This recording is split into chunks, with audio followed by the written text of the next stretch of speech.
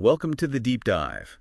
Today we're unpacking a really interesting idea from a Vietcetera video, the Yulan series. Oh yeah, with Su Min and Xuanan. Exactly.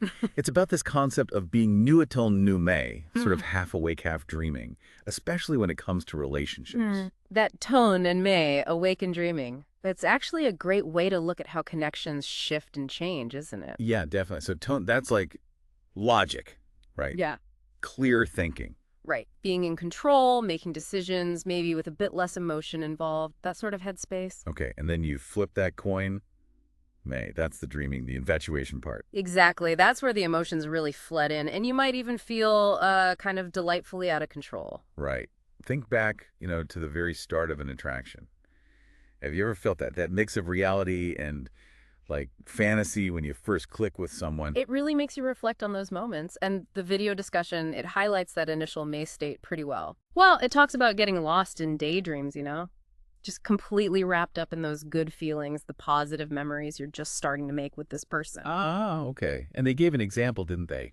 Yeah. Something about a first encounter. Yeah, it was sparked by something really simple, someone's short hair just standing out in a crowd. Wow, just that. Just that. It shows how these tiny, almost random details can create this pull, even before you've actually spoken. It's like your subconscious is already a little bit May. That makes sense. Attraction isn't always a checklist, is it? Not at all. But interestingly, even with that spark, the first try at saying hello was, well, it was awkward.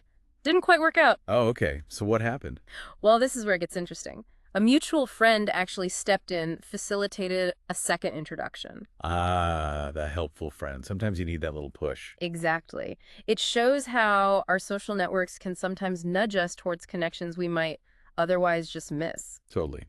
Bridges that initial gap. So the second introduction was the conversation amazing. Apparently not. It was described as pretty unimpressive, actually. Really? But it still led somewhere. Yes, and that's the key thing. It still sparked this desire for more interaction. It wasn't about what they said, necessarily, but more about a feeling, like something could develop there. So it's not always about instant fireworks in that first chat. Seems not. Sometimes it's maybe more subtle, like an intuition, maybe. That feeling the May part picks up on before the logical ton mind quite gets it. Okay, so then came the first text message. What was that like? It was incredibly simple. I hope you be home safe. Just that. Wow. Yeah, very rooted in just basic care. It shows the initial goal wasn't some huge romantic gesture, but just genuine concern. What's the significance of something so simple so early on? Well, I think it cuts through maybe the superficial stuff you sometimes get in early infatuation. It signals genuine care, which can resonate deeper than, grand pronouncement. That makes sense. It's a solid foundation. Yeah, and it leads naturally to wanting to understand the person more, right? To move beyond just that initial May feeling and into a more, let's say, curiosity. And that means talking more, getting to know them. Exactly. Daily conversations. And in this case, it was actually quite a long months of just online communication before they met in person again. Months.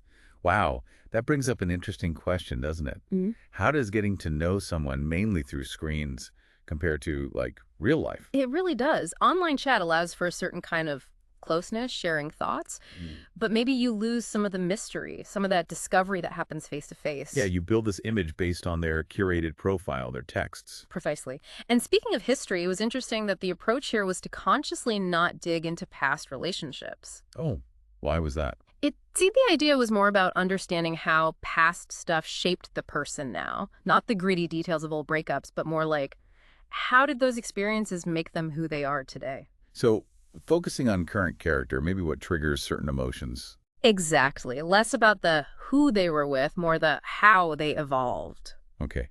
Now, even when you're deep in that May state, that infatuation, are there usually fears lurking underneath? Oh, absolutely. And the main one identified in the video was just the fear of failure, failing to attract the person.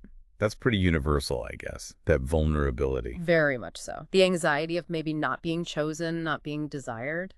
It can be strong. But apparently, even knowing this person was pursued by others, there wasn't a feeling of needing to compete. Right. The focus shifted. Instead of comparing to others, it was confidence in what could be offered within the relationship itself. How does that change things? that shift in perspective. Well, it moves away from external competition towards focusing on your own value, the potential of the connection itself. It's Right. more of an internal security, maybe. I see. Okay, so fast forward, Mm. 4 months later, the second in-person meeting, dinner. Yes, dinner chosen by the other person. And what's striking is that feeling of contrast. You have all this familiarity from chatting online for months, but then there's the newness of their actual physical presence, their expressions, mannerisms. It's like your 10 senses are playing catch up with the May feelings you've already developed. I can imagine that. Comfortable, yet strange all at once. Yeah, it's common. Translating that digital rapport into real-world interaction can be, well, a mix of comfort and maybe some unexpected awkwardness. Like the awkward jokes. Exactly, jokes that just didn't land in person. It really shows how things like humor, which relies so much on timing and nonverbal cues, can hit differently online versus face-to-face. Good point. It highlights the different rhythms of communication. Definitely. Now, thinking about pursuit in relationships, that initial chase phase. Yeah, the idea that one person often puts in a lot more effort right at the beginning. They use the analogy of a peacock showing off its tail feathers. Huh. Yeah. Right, that big display to attract attention.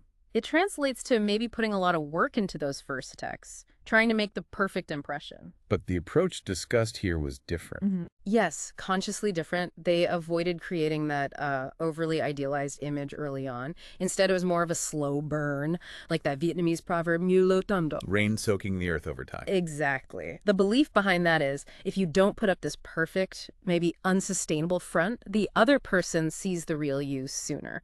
They see the genuine potential for something lasting. Trusting in gradual development. Yeah. Which contrasts with, other approaches where someone goes all out initially, and that can feel really flattering, very validating if you're on the receiving end. Oh, for sure. That intense early attention can be appealing. The conversation draws a line between that intense early fire and how fast it can potentially burn out. Right. It doesn't always last. In fact, they liken that initial mess state, the first 6 months or so, to the effects of heroin on the brain. Wow, that's strong. It is. Blinding you to flaws, intensely intoxicating. It makes you wonder if some relationships that fizzle out after that honeymoon phase do so because that initial high level of effort and idealization just wasn't maintainable. That makes a lot of sense. So Okay. the alternative is a more sustainable approach. Seems to be the idea.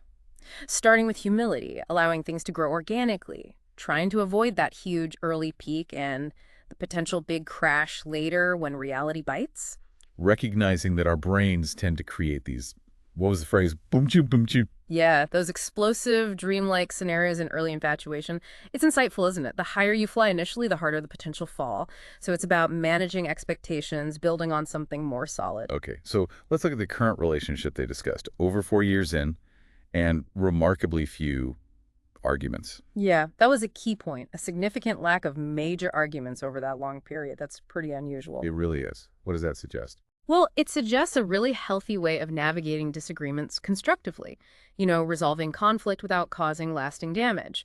That ability is seen as incredibly valuable, fostering deep trust and commitment. They described it as feeling almost unreal, especially compared to past experiences with conflict. Which really highlights how different and positive this dynamic feels to them.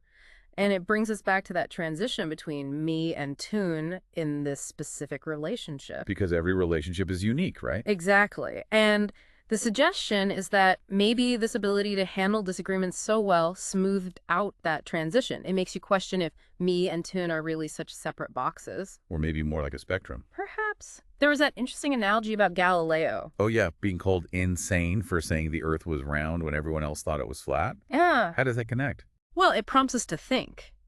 Is what we perceive as 10, as our relationship reality, truly objective? Or is it always colored by our own our feelings, biases, beliefs? Like Galileo's insane idea eventually became the accepted reality. That's a deep thought. It ties into that idea of regression to the mean too, doesn't it? It does. That tendency for extreme emotional states, highs or lows, to naturally settle back towards a more average level over time, like a pendulum slowing down. So the closer the initial highs and lows are, The less dramatic the swings. Hmm. Which suggests maybe we can consciously try to bring me and Ton closer together in a relationship. Aim for more balance, less roller coaster. Moderating the extremes. Okay, let's shift gears a bit. Mm. Permanence, in love, in life. Big questions. Huge. The conversation touched on this thought experiment. Imagine living your life infinitely, repeating everything, the good and the bad. Whoa. What's the point of thinking about that? Well, it implies that any unlived experiences, things you didn't do, would just exist eternally in that loop. It's mind-bending, but I think the real takeaway is less about eternal love and more about what can you actually do right now. Focusing on the present moment. Exactly. Engaging fully with the here and now rather than getting lost in what ifs about forever. Which is interesting when you contrast it with that tendency some people have towards worst-case scenario thinking. Right. That gap between the bad version and the best version of how things might turn out, that's where anxiety lives. And the partner's tendency to prepare for the worst. Hmm. It's framed as a survival mechanism. Yeah, like bracing for impact to avoid pain. But the paradox is you end up experiencing a kind of pain just by anticipating future pain. While the other approach is maybe more optimistic in the present, it's a balancing act. Definitely. Finding that balance between preparing and just living. Yeah. And it makes you wonder where that urge to control everything comes from. It's learned, inherited, Yeah. an evolutionary thing. Could be all of the above. Preparing for danger was crucial for survival. Recognizing those control freak tendencies as maybe an overactive coping mechanism is useful. Because trying too hard to control things can actually disrupt the good moments, right? Ironically, yes. You're so busy worrying about what might go wrong that you can't fully enjoy what's going right. Our brains are wired for threat detection. Sometimes it goes into overdrive in relationships. Understanding that might help us be kinder to ourselves and our partners about those tendencies. Absolutely. Which leads back to the importance of just being present, being focused. Realizing we only have this one life and you can't truly appreciate like 5 things at once. Exactly. The modern world kind of tricks us into thinking there are multiple timelines, do-overs, but reality is linear, just this one shot. So being present, really in the moment. Like not checking your phone while walking, actually watching the movie you're watching. Simple things, but they add up. Now let's circle back to tin feeling, emotion, and tin consciousness, awareness. There was a point made that tin needs tin, stillness, peace. Yeah. Can you unpack that a bit? It's a lovely idea. True clarity, real awareness often comes from a place of inner calm, right? If your mind is racing, it's hard to be truly tin. Okay, I get that. Think about art, like music. You need the technical skill, the tin, definitely, but it's the emotion, the may, that gives it life, that connects with people. And creativity isn't always linear, is it? Not at all. You might start with a clear concept, tin, but then inspiration hits may, and the final thing looks totally different from where you started. Like painting. Layers on layers. Perfect analogy. Early colors might be covered up, but they still add depth to the final piece. Just like our past experiences shape our relationships, even the ones that aren't obvious on the surface. So, considering all this, where does May stand now in the relationship being discussed? Is it still there? Well, there was an admission of never being fully ton in this relationship, and crucially, not wanting to be. Really? So valuing the emotional connection over pure logic? It seems so. Decisions driven more by feeling, by intuition, trusting those gut responses as a kind of deeper risk assessment, maybe something more biological than just logical calculation. That touches on the limits of overthinking, doesn't it? Planning everything out. Yeah, the chess analogy was good for that. Yeah. Getting so bogged down calculating every single move that you actually lose the joy, the flow of the game. Right. Sometimes you just need to trust your instincts. Exactly. Excessive calculation might even mean you lack real experience or deep understanding. It ties into that thinking fast and slow idea. Often the emotional decision comes first, then we rationalize it. Okay. And now for a little twist. Mm-hmm. Playing with this idea of being fully ton, totally aware. I have right here. Hold on. I honestly thought this was just a bit of loose microphone foam, but wait a second. What is it? It's a piece of paper, a folded note or something. Just goes to show, huh? Even when you think you're paying attention. Huh. Perfect. A little real-time example of how easily our perceptions can be slightly off, even when we think we're being totally observant. Exactly. So, okay, bringing this deep dive towards a close, reflecting on this whole nous tu nommer thing in relationships. Yeah. What are the big takeaways? Well, I think every time we talk about these things, new angles appear, right? And you're left wondering, why does love always feel like it requires so many lessons? It does feel that way sometimes. But maybe the core message here is, don't overthink me versus tune too much. Don't get too caught up in dissecting it all. So focus more on the present feeling, the connection you have right now. I think so. What are you experiencing now? That Yeah. seems key.